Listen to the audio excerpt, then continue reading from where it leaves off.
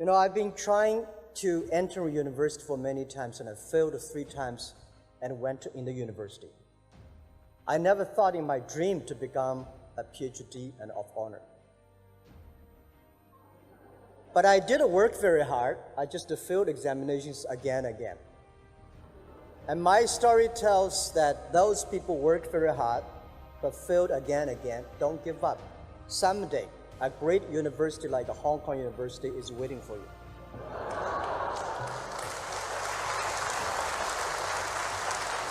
And Professor Tang and Dr. David Monk, I'm very honored to be with you. And thank you very much for giving me this opportunity to speak on behalf of you. And I also would love to thank Professor Charles for these great words for me and for our people. And I think when I was listening to there, I was not that good. And I think I got this honor not because I'm qualified. I will work hard to prove that I will be qualified one day. And this PhD degree, I don't think it's only an acknowledge of me, but it's the recognition of the entrepreneurships, of the spirit never give up.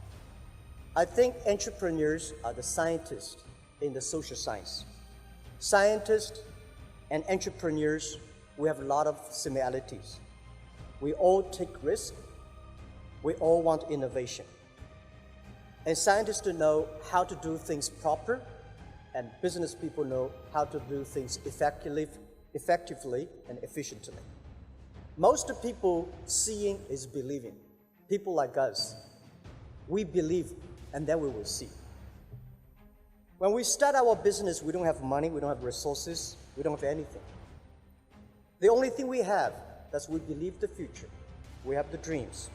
We made hundreds of thousands of mistakes. There is only one thing that we did not make a mistake. That is never give up. And business people talk about money. But I think a real business people, a real entrepreneur, not only know how to make money, but how to spend money. And we do not live for money. We do not work for money. When you have 1 million, that is your money. When you have 10 million, maybe the problem comes. When you have $100 million, I think that is not your money. That's the trust that the society give it to you. That they believe you can spend the money better. You can use the money better. So a real business people is not making money by making use of the mistakes, makes use of the problems, social problems. A real business people make the money by solving the social problems for the others. There are so many great cities in the world, but Hong Kong is one of the best cities that I've ever seen.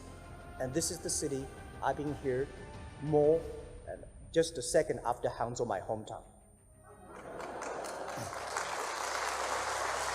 Among all the great advantages Hong Kong have, there are 3 attractions that really attract me. The inclusiveness, the innovation, and young people. I love Hong Kong because Hong Kong's inclusiveness, because it's the open spirit. It's the open trade, open culture, open policy that make Hong Kong today. There is no such a city like Hong Kong in the world, such a small place with so many different languages, different colors. There are so many different things, but there are so many similarities. Today, young people say Hong Kong, or people say Hong Kong have a lot of problems. Any cities have problems. People say Hong Kong young people have problems. Any young people have problems. The way is how to solve the problems, how to face the problems, how to challenge these problems. And I have confidence in Hong Kong. Hong Kong will solve these problems. I love Hong Kong young people. When I was young, we saw a lot of Hong Kong movies. The dream that one day I will be in Hong Kong. Hong Kong is so great. I never thought that I could visit Hong Kong, just a dream when I was a child. And I never think about that one day I could study in Hong Kong. Today when I see the campus, there's so many young people here studying. I envy them, I respect them, and I hope they will be great. And I wish today is not a of honor is like the day when I got the letter of acceptance for my university that I could start my new career. So because of the inclusiveness, that made we have so many great young people in Hong Kong. Hong Kong embraced innovation. Hong Kong has the best condition environment for innovation. Today, people in Hong Kong talking about a lot about this. Hong Kong will be the new scientific hub of this Asia, of this area. Because we have the mainland China, such a huge market. Hong Kong has great people and money. And Hong Kong, I think, does not only belong to Hong Kong. Hong Kong does not only belong to China. It belongs to the world, belongs to this century. So I think Hong Kong might talking to a lot of young people that Hong Kong people should not only look at Hong Kong. Hong Kong young people should the young people's eyes look at around the world. We should look at the other people's problem, not only our problem. We should solve the other people's problem too. There are a lot of experts today, but there's no expert for future. All the experts are yesterday's experts. There's only by working hard we can be the expert someday. So I think Hong Kong, the innovation should solve the problem for the future. Hong Kong will succeed, but the world is changing rapidly. Hong Kong used to be the hub for trade, but today the trade world, because of technology, is changing a lot. In the future, the trade is not about B2C, it's about the C2B. The future the trade is not about containers, it's about the packages. The future world trade is not about made in China, made in America, it's made in internet. So we have to change.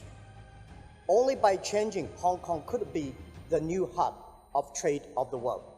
Hong Kong is also a great center for financing. But today we're talking about fintech and techfin. Hong Kong should be the pioneer, a leader of fintech and techfin. So in the past half year, in the past 6 months, I met Chancellor for almost 5 times. Every time we discuss about young people, we talk about science, we talk about innovation, we talk about the future of Hong Kong. I think next 30 years, the world is going to change a lot. The new technology is going to change every aspect of the world. If we do not want to make this technology revolution become a social revolution, we have to change from now. Among all the challenges, I think the most challenging thing is about education. Even if today the best university of the world will face the same challenges, because everything we teach our kids are the things that in the past 200 years, the things we taught them, the machine will do better.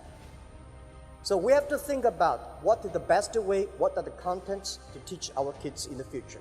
We have to teach the kids that win the machines, and the machine will never be able to win the man. This is my belief, because machine only have the chips, human have the heart. So I think we have to change from now on the education system. In the future, it's not about the competition of knowledge, it's the competition of creativity. It's a competition of imagination. It's a competition of learning. It's a competition of independent thinking. If you think like a machine, the problem will come. In the past 20 years, we make people like a machine. In the next 20 years, machine will look like a people.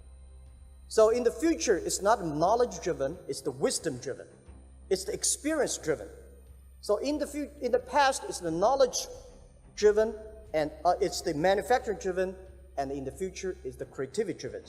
So this is what we think the world should be focusing on, not only the IQ, EQ, but also focus on LQ, the Q of love. Because only when you care the others, only you care the others that succeed and more successful than you are, you have the chance